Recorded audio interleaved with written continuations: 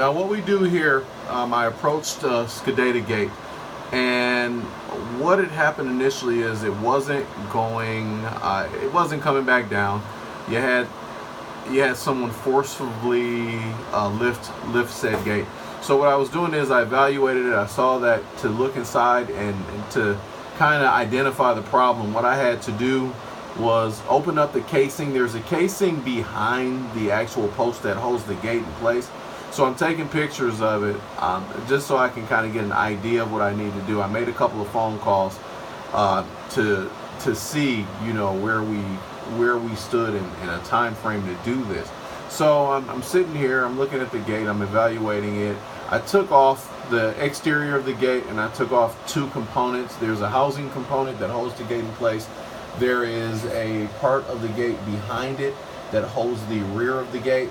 And now I'm turning off the power. One of the most important aspects of doing anything like this is shutting the power off, because if you do not shut the power off, you will possibly electrocute yourself.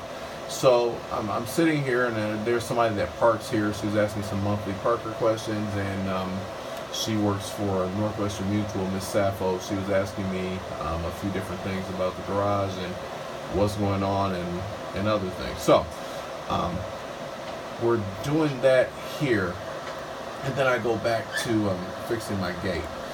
Now, the funny thing about the Skidata products, especially with the pay stations, they're a little tricky if you don't know what you're doing.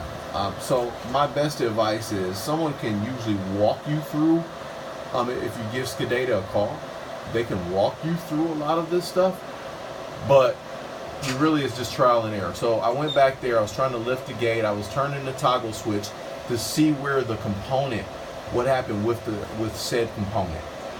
What I wanted to do is see if I can line the gate up to where, you know what, if I can line the gate up here, and then I can go ahead and have it be independent and have it come down. And there was a delayed reaction, you'll have that too. So the best thing to do is to cycle the power down, redo it, and then you'll have a very, very highly functional gate.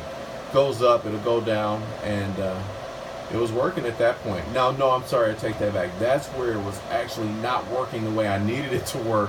So I had to turn the power off and turn it back on, and then it worked. And as you see, the gate is pretty straight.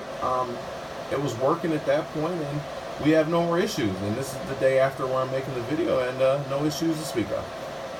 Thank you for watching.